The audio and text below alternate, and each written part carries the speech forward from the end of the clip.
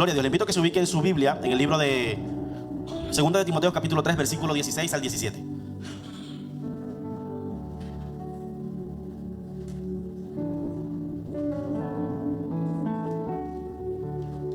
¿Lo tenemos? 2 de Timoteo capítulo 3 versículo 16 al 17. Leemos la palabra del Señor en el nombre del Padre, del Hijo y del Espíritu Santo. Amén. Toda la escritura es inspirada por Dios y útil para enseñar, para redarguir, para corregir, para instruir en justicia. Siguiente. A fin de que el hombre de Dios sea perfecto, enteramente preparado para toda buena obra. Vamos a orar. Padre, en el nombre de Jesús, Señor, te bendecimos, te glorificamos, te exaltamos, te damos gracias, Señor. En esta hora venimos delante de tu hermosa presencia, de tu divina presencia, mi Dios amado. Hemos adorado tu nombre, Señor, y ahora vamos a escuchar tu palabra, mi Dios. Tu palabra que es la que nos da vida, nos edifica, nos consuela, nos exhorta, nos corrige, nos ama. Señor, te pido en esta hora que tu palabra corra, sea glorificada. Señor, que haya cabida en cada uno de nuestros corazones, que todo pensamiento contrario que el enemigo quiera poner, Señor, para distraer de tu palabra, en esta hora sea quitado. En el nombre poderoso de Jesús de Nazaret, mi Dios eterno. Así como hemos aprendido ayer, Señor, queremos aprender hoy, Señor, y que tu nombre, oh mi Dios amado, sea plasmado en nuestros corazones, que tu espíritu sea vivificándonos por medio de tu palabra, Señor, que tu poder se haga manifiesto una vez más, Señor, en esta casa, en el nombre de Jesús, amén. Puede sentarse, aleluya. Gloria a Dios. Regálale un fuerte aplauso al Señor en esta hermosa noche, hermosa tarde. Bueno, como bien sabe, hemos estado hablando acerca de la palabra del Señor. Ayer se estuvo hablando acerca de la importancia de la palabra de Dios en medio de los tiempos. Y nos explicaba el pastor Isaías unas cuantas cosas históricas bastante interesantes, bastante buenas, bastante bueno saberlo, tenerlo en cuenta para saber qué somos, quiénes somos y a dónde vamos. Y por qué seguimos con nuestra palabra, por qué seguimos, mejor dicho, con la palabra del Señor, creyendo y afirmándonos en ella, confiando en ella. Amén. En esta tarde nos toca hablar acerca de la división y contenido general de la Biblia. Como bien sabe, nosotros podemos encontrar la palabra del Señor o la Biblia, lo que es el Nuevo Testamento o el Antiguo Testamento y el Nuevo Testamento. En algunas traducciones o en algunas escuelas le atribuyen, en vez de decir Nuevo Testamento, le dicen Antiguo Pacto y el Nuevo Pacto. ¿Cuántos alaban el nombre del Señor? Bien, para comenzar quisiera explicarle un poco, diciéndole que la mayoría de la lengua original y el contexto histórico lingüístico, en la mayoría de la parte del Antiguo Testamento fue escrito todo en hebreo, la mayoría. Dice que la mayor parte de la lengua en el Antiguo Testamento era hebreo y se caracteriza por su concreción semítica y paralelismo poético. Es decir, que evidentemente al venir de una simiente abrahámica, al venir de los semitas, entonces tenía que ser inspirada por Dios a hombres provenientes de distintas partes, pero en su mayoría el origen era hebreo. Por eso la mayor parte de la palabra en el Antiguo Testamento fue escrita en el original hebreo. ¿Cuántos alaban al Señor? Luego también tenemos que hay unas partes que fueron escritas en arameo. Dice que era un dialecto semítico de amplia difusión tras el exilio babilónico del siglo VI antes de Cristo. Esto era lo que explicaba ayer el pastor Isaías, que dice que algunos empresarios, trabajadores tenían este lenguaje como un poco más moderno y era el que se utilizaba también en esa época. Por lo tanto, se utiliza en algunos, si quiere apuntarlo, en algunos registros bíblicos, se encuentra que el arameo también se utilizaba para describir algunos textos sagrados. Ello lo encontramos en Daniel capítulo 2, versículo 4. Luego tenemos Daniel del 7 al 28. Eran tiempos donde el imperio babilónico era lo que gobernaba y esparcía el lenguaje que ellos tenían, y por ende todas las personas que habían aprendido este lenguaje no solamente conocían el hebreo antiguo, sino que también conocían el arameo, y por eso entonces se utilizaba el arameo como forma de escritura. Gloria al Señor. También lo tenemos en Esdras 4, 8 al 6 y en el 7 del 12 al 26. Aleluya. En el Evangelio encontramos algunas. De hecho, no sé si alguna vez han escuchado la Biblia Peshitta. Esta es una de las Biblias que dice que fue escrita, dice que su contenido, la mayoría de su contenido del Evangelio, de lo que son los 4 Evangelios, dice que fue escrito en arameo. Luego otras personas dicen que no, que fue escrito en griego, etcétera, etcétera. Pero que al ser el lenguaje que se utilizaba en ese momento, entonces se pronunciaba y se hablaban algunas palabras en arameo. Por ejemplo, cuando la Biblia nos habla de que Jesús gritaba y exclamaba Elí, Elí, lama sabactani, esta no es una palabra hebrea, no es una palabra griega, sino que es una palabra en arameo. El arameo y el hebreo son muy parecidos. Entonces por eso algunos piensan que no fue escrito en hebreo. No, era el idioma que se utilizaba en ese momento. De hecho, cuando nosotros estudiamos un poco la educación en los tiempos de Jesús, encontramos lo que también nos explicaba el pastor ayer, que se sabían o conocían la mayoría 3 idiomas. Y era el idioma hebreo, que se utilizaba para estar en medio de los cultos, para estar en medio de la parte religiosa, para estar en medio del templo, para adorar a Dios. Era un idioma que se le enseñaba a los hijos para que no lo perdieran, para que no perdieran su costumbre original de donde venían. Es como que usted, aunque esté en España, sea colombiano, sea peruano, sea de donde sea, el dialecto y la forma, aunque sea castellano, cuando usted escucha a un niño que sus padres son españoles, colombianos, el dialecto y la forma de hablar es con su toque colombiano, ¿cierto? Pues lo mismo hacían ellos en aquel tiempo. Para la forma religiosa utilizaban el hebreo, cuando se metían dentro de lo que era el templo, etcétera, etcétera. En medio de los negocios, empresarios, etcétera, y el resto del pueblo utilizaban mucho el arameo.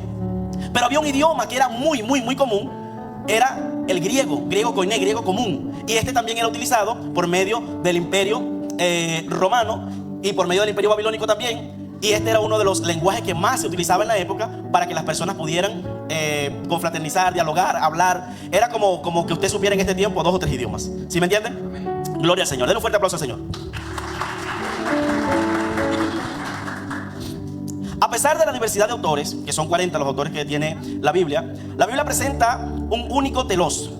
Es el plan de salvación. Es decir, que aunque hayan distintos libros y aunque hayan distintos autores, distintas personas que hayan escrito en diferentes tiempos, el propósito de la palabra de Dios, el propósito de la Biblia sigue siendo el mismo. Y es, aleluya, gloria al Señor. Y el propósito es presentarnos el plan de salvación que progresivamente fue revelado desde el protoevangelio de Génesis 3 capítulo 3 versículo 15 hasta el cumplimiento en Juan 1:29. No sé si recuerdan ayer cuando el pastor nos hablaba de la primera profecía. ¿Alguno lo recuerda? Bueno, ese es el protoevangelio. Desde Génesis el Señor ya nos muestra y nos enseña para qué estaba siendo formada o para qué estaba siendo establecida su palabra, y es llevarnos a encontrarnos con Él en la salvación. En la Biblia, por medio de todos los libros, podemos leer y ver contenido histórico, pero su propósito más fuerte es que nosotros nos encontremos con nuestro Señor y alcancemos la salvación. Por eso se hablaba de Génesis 3 versículo 15, donde habla de la serpiente y habla del hijo de la mujer que pisará la serpiente en la cabeza. Y luego en Juan capítulo 1 versículo 29 vemos el cumplimiento de esta profecía. ¿Cuántos alaban el nombre del Señor? Gloria a Dios. Tenemos una división general en el canon, y es el Antiguo Testamento, lo puede ver allí, que empieza con Génesis y termina con Malaquías. Y luego tenemos el Antiguo Testamento, el Nuevo Testamento, perdón. El Antiguo Testamento está compuesto por el Pentateuco. Para los judíos el Pentateuco es la Torá. Gloria al Señor. Este Pentateuco o esta Torá está compuesta por 5 libros, que son Génesis, Éxodo, Levíticos, Número y Deuteronomio. En ella, esto fue escrito por Moisés, y en ella nosotros podemos ver el origen o la creación, el principio de la creación, el pueblo que el Señor escoge. Luego vemos la salida del pueblo del lugar de donde se encontraba, y vemos cuando Dios le entrega su ley a este pueblo. Eso es lo que nosotros vamos a encontrar en estos 5 libros. Alabado el nombre de Jesús. Luego vamos a encontrar los libros históricos, que son desde Josué hasta Esther. En esto tenemos varios autores, como Josué, Samuel, algunos cronistas como Esdras, Nehemías, etc. Estos libros nos hablan acerca de los reinados, acerca de los jueces, acerca de los tiempos que vivió Israel después de haber salido de Egipto, después de haber salido del desierto, después de haber entrado a la tierra prometida. Entonces, cuando comenzaron a hacer vida, allí estos libros nos relatan cada una de las cosas, cómo ellos vivían, cómo ellos se comportaban, cómo ellos se expresaban. Podemos conocer diferentes personas, podemos conocer diferentes épocas, diferentes reyes. Podemos conocer también cuando ellos pecaban. Por ejemplo, el libro de Crónicas nos menciona, de Jueces nos menciona mucho que ellos pecaban y Dios les enviaba a alguien o a un pueblo, en este caso mayormente son los filisteos, les enviaba a un pueblo para que les oprimiera, y a causa de esta opresión volvieran otra vez a conseguirse con el Señor. En estos libros históricos vamos a conseguir toda la historia o parte de la historia que nos revela lo que fue el pueblo de Israel. Pero en estos mismos libros, amados hermanos, también si investigamos podemos ver que siempre vamos a conseguir el momento en el que Dios plantea la salvación para su pueblo, pero que se asemeja al plan de salvación para nuestras vidas. ¿Cuántos alaban a Dios? Nunca la palabra del Señor se descontextualiza de su propósito. Nunca. Aprenda que la palabra del Señor, su objetivo es llevarnos a conseguirnos nuevamente con el Señor. Recuerde que por un hombre entró el pecado, dice Romanos, ¿cierto? Y por el otro entra la vida. Entonces, siempre, siempre, siempre vamos a conseguir en la palabra del Señor que el propósito de Dios es acercarnos a través de su palabra a que creamos en Él, a que le sirvamos, le adoremos, pero luego obtener la salvación. ¿Cuántos dicen amén? Amén. Aleluya. Luego tenemos los libros sapiensales o de sabiduría o poéticos. Estos son los libros como Job, Salmos, Proverbios, Eclesiastés, Cantar de los Cantares. En ellos vamos a conseguir una amplia información de la liturgia hebrea. En ellos vamos a conseguir cómo se expresaban los hebreos a la hora de tener una vida cotidiana entre ellos mismos, incluso como pareja, cuando se refiere, por ejemplo, al libro de Cantar de los Cantares, que aunque tiene mucho que ver con profecía bíblica, incluso profecía mesiánica, también tiene mucho que ver con algo íntimo, con un hombre, con una mujer que se aman, y nos muestra cómo ellos se expresaban internamente. También podemos aprender por medio de estos libros cómo ellos se comportaban a la hora de buscar al Señor, a la hora de dirigirse a la presencia del Señor.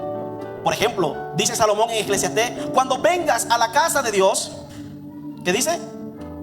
Acércate más para oír que para ofrecer el sacrificio de los necios. Entonces nos muestra una gran variedad en la forma como ellos se comportaban a la hora de adorar. Si usted busca en los salmos, la mayoría de los salmos contiene mucha adoración. La mayoría de los salmos contiene mucho sentimiento del momento en el que estaban pasando por tribulaciones, cómo se expresaban hacia el Señor. Momentos en los que ellos estaban pasando dificultades y clamaban a Dios y Dios les respondía. Allí conocemos realmente el corazón de una persona que sirve a Dios. En estos libros podemos conocer realmente cómo estas personas vivían en medio de cada dificultad. Por ejemplo, no sé si alguna vez ha leído en Proverbios cuando esta madre aconseja a un hombre como que si le estuviera aconsejando para ser rey. Le da una información tan valiosa que a lo mejor a lo largo de la escritura, cuando hablamos de profecías o hablamos de otros temas, no vamos a ver a profundidad cómo era el convivir de una madre hacia un hijo. Pero sin embargo en Proverbios en muchas ocasiones se nos habla como a hijos, y entendemos que esta era la forma como ellos se expresaban, como ellos ministraban dentro de su casa y en medio de su pueblo. ¿Cuántos alaban a Dios? Por lo tanto, los libros sapiensales de sabiduría o poéticos son libros que nos permiten conocer el corazón del pueblo hebreo, que estaba siempre conectado a la adoración con su Dios. Amén. Gloria a Dios. Luego tenemos los profetas, que se dividen entre profetas mayores y profetas menores. Los profetas mayores son Isaías, Jeremías, Ezequiel y Daniel. Luego se agrega otro libro ahí que es Lamentaciones, pero sabemos que lo escribió el mismo Jeremías. En los libros de los profetas mayores encontramos en su mayoría dos cosas. Uno, siempre iban dirigidos no a las ciudades, sino a los reinados. Iban como, las profecías iban directas hacia una posición mucho más grande que solamente una ciudad o un pueblo. Cuando usted investiga en los profetas menores, la mayoría habla hacia la casa de o hacia la ciudad de, pero no habla directamente hacia un rey o hacia un gobierno o hacia un país como tal. Sin embargo, los profetas mayores sí. Luego lo otro que conseguimos es que en su mayoría nos habla de profecías que iban a ocurrirle a Israel, profecías que iban a ocurrirle a otro pueblo, pero también nos habla de profecías mesiánicas, es decir, de la revelación de Jesús. Y muchos de estos libros proféticos de los profetas mayores nos hablan de las profecías del tiempo del fin, como es, por ejemplo, el libro de Daniel. Dicen que Daniel es el Apocalipsis del Antiguo Testamento. ¿Cuántos alaban el nombre del Señor? Denle un fuerte aplauso a Jesús.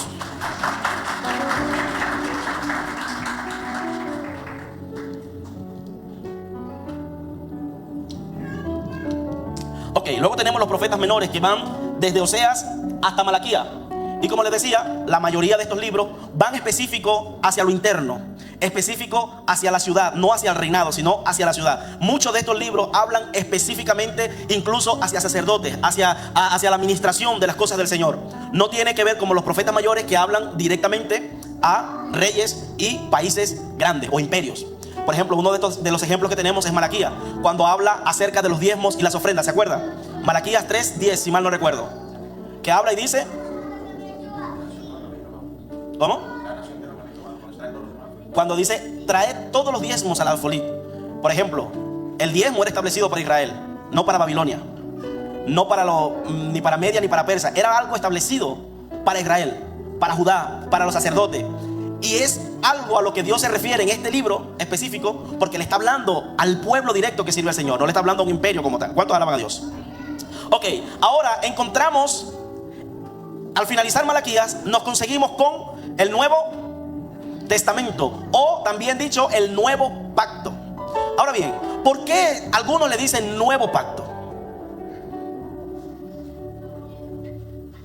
La palabra pacto nos hace recordar a lo primero que hizo Dios, tanto con Abraham como con Jesús, tanto con Moisés cuando le entregó la ley, pero también nos hace recordar al sacrificio de Jesús que nos lleva al cumplimiento exacto, preciso, perfecto de toda la ley. Cuando el Señor da la ley al pueblo por medio de Moisés, el Señor establece preceptos, estatutos, normas, leyes que el pueblo tenía que cumplir. ¿Están conmigo? Y por causa del pecado, por causa de ser, como dice Romano, tener de herencia el pecado por causa de Adán, no podían cumplir con lo que el Señor les había dado. Entonces el Señor envía a su Hijo Jesús, muere en la cruz, se entrega como sacrificio perfecto. Eso lo vamos a ver ahí dentro de lo que es el Antiguo Testamento. Vemos los sacrificios que ellos hacían para purificación del pueblo, de la familia, etcétera, etcétera. Y cuando viene Jesús y muere, su sangre cumple los requisitos perfectamente para hacer la redención constante, no solamente del pueblo de Israel, sino de todo el mundo. Entonces cambiamos del antiguo pacto, que era lo que Dios había hecho con Abraham al circuncidarle a él y a su hijo y a su descendencia, y la entrega de la ley por medio de Moisés, a el nuevo pacto que es Cristo, donde nosotros encontramos redención y salvación a través de la sangre de Jesús, donde nosotros no necesitamos de un sacerdote que entre al templo para que esparza la sangre de un animal que nosotros hayamos ofrendado para que seamos perdonados por nuestro pecado, sino que Hebreo nos enseña que tenemos libre acceso a la presencia del Señor por causa de ese nuevo pacto. Por eso entonces que se hace la división de Antiguo Pacto y Nuevo Testamento, o como mejor le llamamos, Antiguo Testamento y Nuevo Testamento. Bien, en el Nuevo Testamento encontramos que se forma de 27 libros. Estos 27 libros contienen también una división como lo contiene el Antiguo Pacto o el Antiguo Testamento. En el Nuevo Testamento encontramos que se divide primero por los 4 libros que comienzan, que son Mateo, Marcos, Lucas y Juan. Ok, cuando nosotros hablamos de Mateo, Marcos, Lucas y Juan, entendemos, por lo menos de los primeros 3 libros, Mateo, Marcos y Lucas, hablamos de un evangelio sinóptico. Cada uno narra lo que veía según desde la perspectiva que lo veía. Pero hay algo importante que podemos encontrar para que usted entienda a quién fue dirigido cada libro. Podemos ver, por ejemplo, que el libro de Mateo fue inspirado, fue escrito para los judíos. El libro de Mateo nos presenta a un Jesús que venía cumpliendo las profecías mesiánicas de las que ya habíamos hablado anteriormente, que no solamente las relatan los profetas, sino que en cada libro de la Biblia del Antiguo Testamento podemos encontrar algo en lo que se revela la salvación de Dios para nosotros, en lo que se revela es que Jesús iba a ser enviado, o que un mediador iba a ser enviado por nosotros. Entonces Mateo presenta a Jesús como un mediador y como alguien que viene a redimir al pueblo, para que los judíos pudieran aceptarle por lo que él había venido. ¿Cuántos alaban a Dios? Luego tenemos a Marcos. Marcos nos presenta a un Jesús, pero no para los judíos, sino para los romanos. Marcos, cuando indagamos en su forma de escribir, cuando indagamos en su forma de hablarnos, nos habla como para una época del Imperio Romano, en la que ellos pudieran entender quién era Jesús y por qué había venido. Se presenta a Jesús como el siervo sufriente. ¿Cuántos alaban a Dios? Luego tenemos el libro de Lucas. El libro de Lucas es escrito para los griegos, hombres con mucha inteligencia, hombres con mucho conocimiento. Y cuando Jesús se revela por medio del libro de Lucas y se le habla a los griegos, se le habla con tal conocimiento, con la misma altura o mayor altura de conocimiento, y por eso los griegos reciben el evangelio. ¿Cuántos alaban a Dios? Pero luego tenemos el libro que creo yo que es el corazón del evangelio, y es el libro de Juan.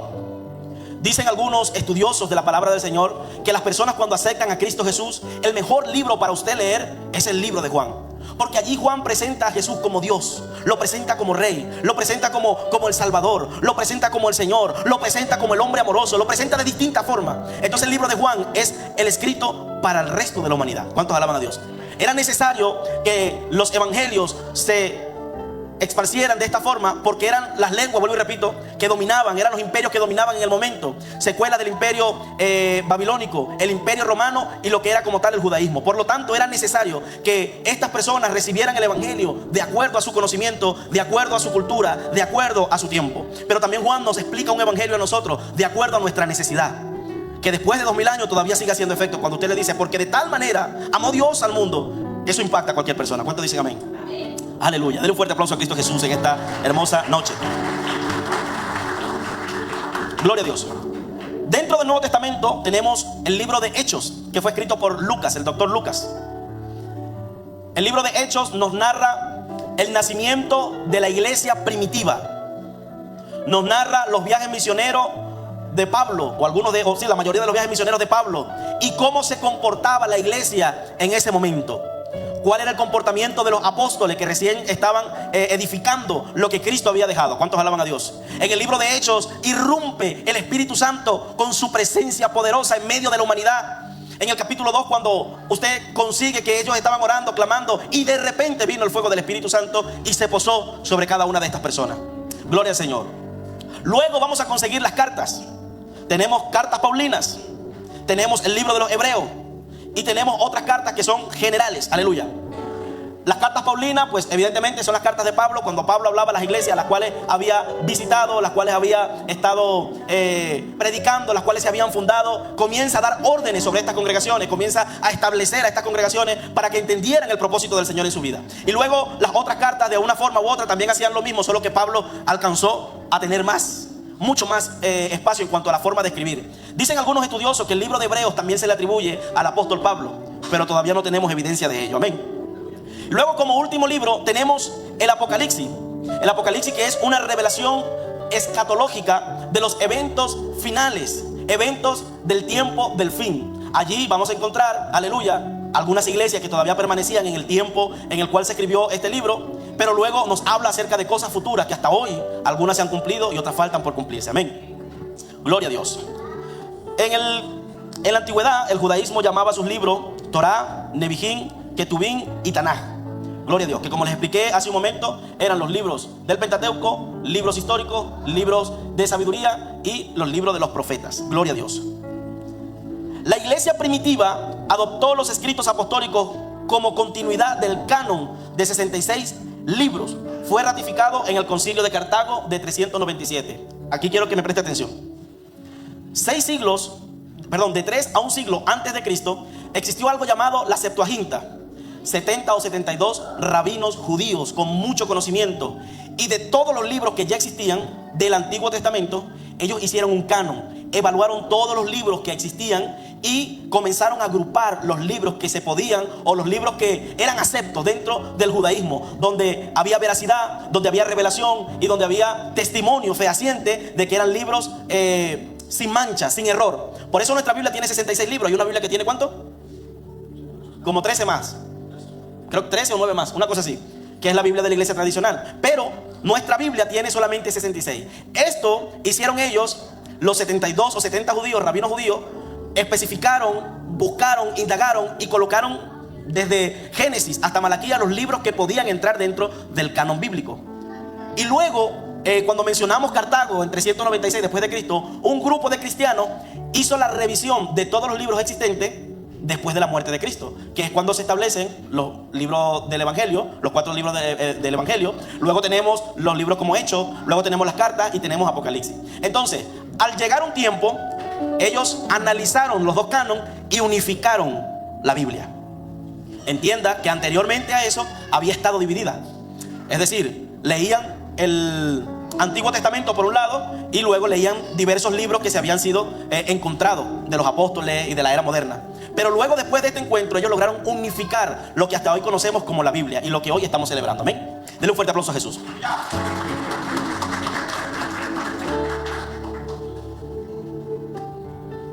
Gloria a Dios.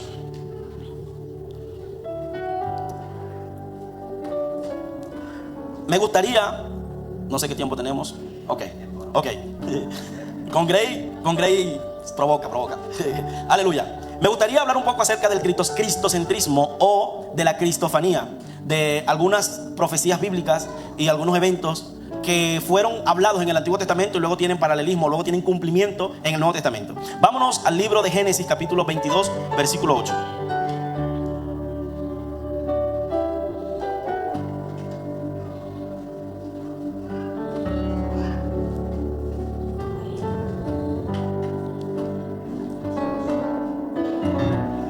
Ok, Génesis capítulo 22 versículo 8 dice así: Abraham le respondió: ya Dios se encargará de darnos el cordero, hijo mío. Y así siguieron juntos su camino. Esto Lea. Aleluya. Esto representa, si recuerdan bien la historia, Abraham, Dios le habló un día: Abraham, te dio un hijo, Isaac, tu único, el que tú amas. Quiero que lo sacrifiques, quiero que me lo entregues. Y Abraham se levanta como que si le habían pedido 2 euros y va a entregar al muchacho, obedientemente, ¿sí o no? Él se levanta, coge su cuchillo, coge la leña, coge todo lo que tenía que para el sacrificio y va a sacrificar a su hijo, va a entregárselo al Señor. Así suena más bonito, va a entregárselo al Señor en obediencia. Y de repente el hijo le dice: bueno, papá, va la leña, va el cuchillo, vas tú que eres el experto en sacrificar aquí el animal, pero ¿dónde va el animal? Y Abraham le responde: tranquilo, hijo, que Dios se proveerá de el cordero. Entonces, cuando nosotros analizamos el contexto de Abraham, que el cordero era una ofrenda que Abraham tenía que dar, o su hijo era una ofrenda que tenía que dar, hacemos el paralelismo de cuando hay un cumplimiento más adelante, cuando Cristo, Dios se provee del holocausto, Dios se provee del cordero y envía a su hijo a morir por cada uno de nosotros, y entonces allí conseguimos la redención por nuestro pecado. ¿Cuántos alaban a Dios? Yo no sé si usted está contento por eso, pero a mí eso me da mucha alegría. Lo conseguimos también como el cordero pascual en Éxodo capítulo 12. Éxodo capítulo 12.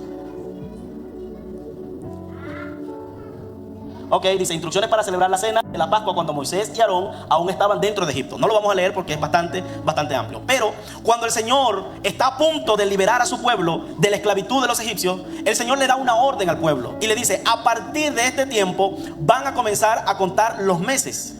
Y la evidencia para contar los meses es la Pascua.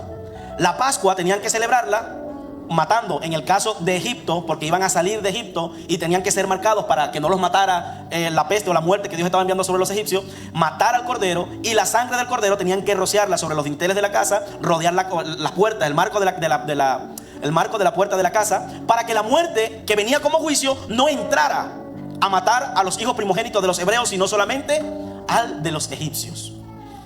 Y cuando pasa la noche, ellos se comen el pan sin levadura, se comen el cordero, derraman la sangre como el Señor les dice, utilizan el hebrillo, esparcen toda la sangre. Y cuando viene la noche, viene el juicio y la muerte entra a matar a todo aquel que se encontrara. Pasa a la puerta, ve la de los egipcios, no encuentra sangre, entra, mata al primogénito, pero luego pasa hacia donde estaban los hebreos y las puertas estaban marcadas con la sangre de un cordero, y eso impedía que la muerte entrara en esa casa.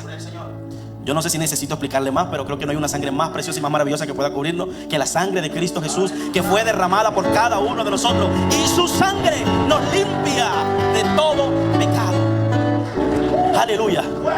El poder de la sangre. A causa de esta sangre nosotros conseguimos, mis amados, la protección divina.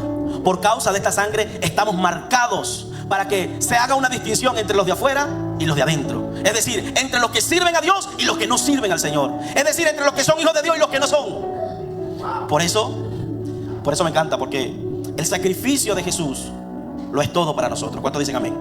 Y viendo lo que les decía al principio, que el Señor desde el Antiguo Testamento hizo cosas, mostró cosas que luego en el Nuevo Testamento se nos refleja claramente, o se nos devela claramente, de que el plan de salvación estaba desde el principio. Además, le quiero regalar una perlita. ¿Usted se acuerda cuando Adán y Eva pecaron? ¿Sí? Dice que ellos cosieron hojas de higo, si mal no recuerdo. ¿Y qué hicieron?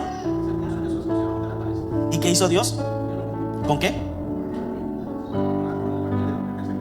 Dios lo vistió con la piel de un animal al cual se había sacrificado para vestirlo.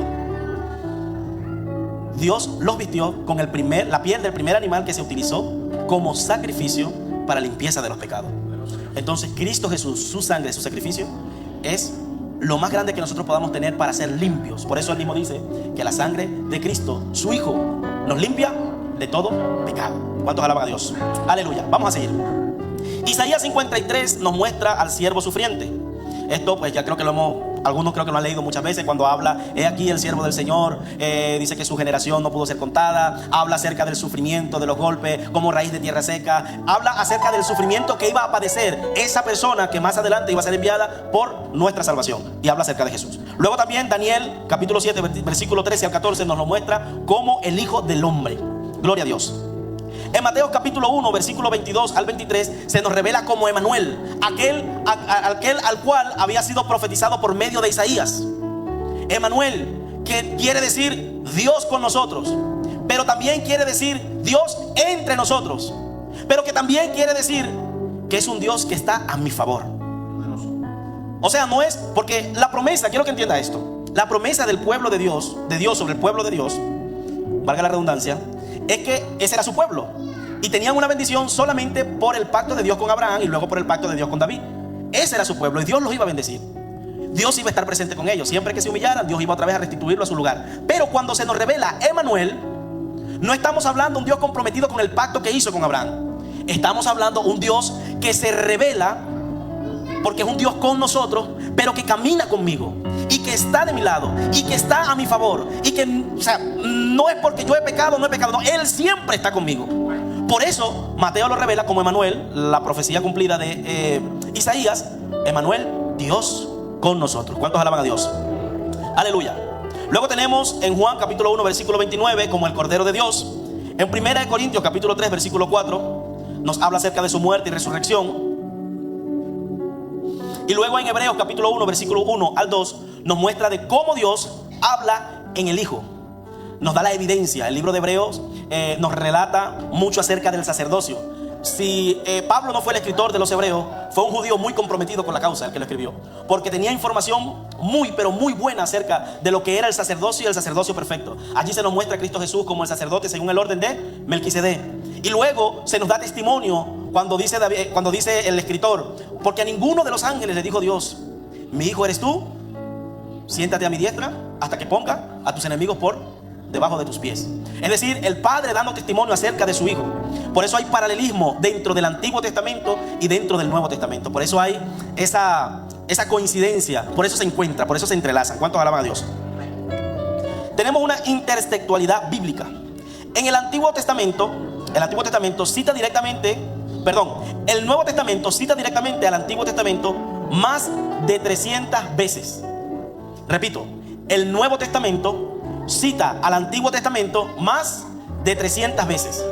Pero luego tenemos aproximadamente más de 1000 alusiones indirectas que nos hablan desde el Antiguo Testamento hasta el Nuevo Testamento. Bien sea por la historia, o bien sea por las profecías, o bien sea por la aparición de Cristo como Salvador y como Señor del pueblo de Israel y luego nuestro. ¿Cuántos alaban a Dios? Aleluya. Ya vamos a terminar. Transición entre el Antiguo y el Nuevo Testamento. Jesús mismo en Lucas 24-27 unifica la revelación. Los apóstoles interpretan el Antiguo Testamento cristológicamente. La iglesia primitiva reconoció ambos testamentos como una forma única de salvación. Es decir, que usted no puede solamente informarse solo lo que diga el Nuevo Testamento, sino que también tiene que viajar al Antiguo Testamento para entender. Hay muchas personas dentro de las iglesias que dicen: bueno, pero es que este predicador predica del Antiguo Testamento. Ajá, y el problema es que estuviera predicando de un libro de un loco por ahí que nosotros no conocemos. No está hablando de la Biblia. Que luego lo lleva al Nuevo Testamento. Eso está bien. Porque algo que me enseñaron a mí cuando estaba comenzando, me decían: ¿quién interpreta la Biblia? ¿Quién es el mejor intérprete de la Biblia? La Biblia. La Biblia es el mejor intérprete para sí mismo. Si usted lee, usted va a encontrar y va a descifrar todo lo que está allí, pero leyendo, indagando. Por eso Jesús decía: escudriñad las Escrituras, porque en ellas parece que tenéis la vida eterna. Gloria a Dios. La Biblia debe entenderse como una narrativa cristocéntrica. El Antiguo Testamento, promesa y preparación. El Nuevo Testamento, cumplimiento y consumación. 66 libros, 40 autores, un solo espíritu, un solo mensaje: Cristo el Redentor.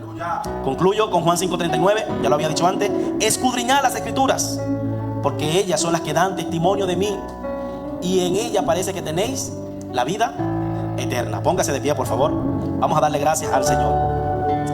Aleluya. Esta es la forma en que está compuesta nuestra Biblia, con sus diferentes divisiones, el contenido que tiene, y es bueno que podamos leer con conocimiento de la herramienta que tenemos. Amén. Padre, en el nombre de Jesús, Señor, en esta hora venimos delante de ti, Señor. Te adoramos, te bendecimos, te exaltamos, te damos gracias, Padre. Gracias porque tu palabra se ha predicado, tu palabra, Señor, se ha expuesto de una manera, oh mi Dios amado, poderosa en este lugar. Gracias, Espíritu Santo, porque tu palabra es la que nos da vida, tu palabra es la que nos edifica, tu palabra es la que nos consuela, Señor. Padre, tu palabra es la que nos da testimonio acerca de ti. Señor, ayúdanos a leer tu palabra y a entender lo que leemos, Padre amado. Danos la iluminación, danos la interpretación, Padre amado, de lo que estamos leyendo en tu palabra, para vivir y caminar en ella, Señor. En el nombre de Jesús, Espíritu Santo de Dios, revela a tu pueblo de una manera poderosa, especial, sobrenatural, mi Dios amado. El poder, mi Dios amado, que hay en tu palabra, Dios. Oh, Rabacataramanda, la vasalla. Señor, tu palabra que está establecida desde el principio. Juan nos dice que por tu palabra, que por tu boca, Señor amado, fueron hechas todas las cosas, Señor. Por el poder de tu palabra, solamente ordenaste, mi Dios amado, sea la luz, y hubo luz. Señor, comenzaste a crear la tierra, comenzaste a separar las cosas, solo por el poder de tu palabra, Señor amado. Que amemos el valor de tu palabra, que amemos, Señor eterno, el contenido de tu palabra, oh Señor eterno, y que ninguna puerta se abre si no es por tu palabra, porque tu palabra es poder, tu palabra es poder, tu palabra es poder. Oh, levanta tu mano, iglesia, levanta tu mano, porque estamos en un tiempo donde el Señor va a develar, oh,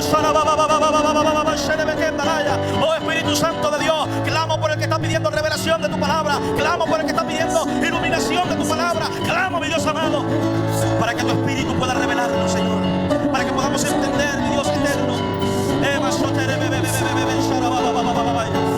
Oh Señor eterno, que aquí no hayan personas neófitas, que no hayan personas, Señor, sin conocimiento, sino personas con deseo y anhelo de conocer más de ti, más de ti, más de ti, más de ti, más de ti, más de ti, Señor. Oh,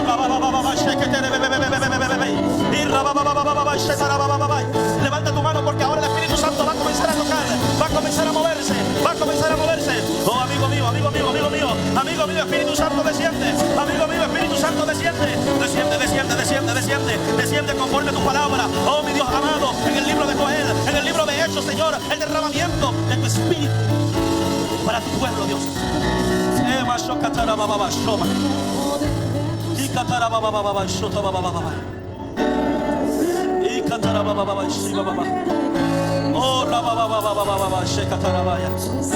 Si no sabes orar, si no sabes adorar, lee su palabra.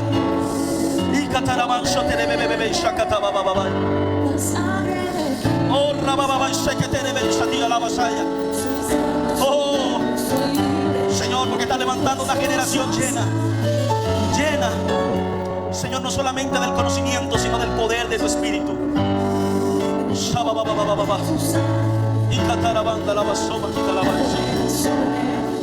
Gracias, Jesús. Gracias, Jesús.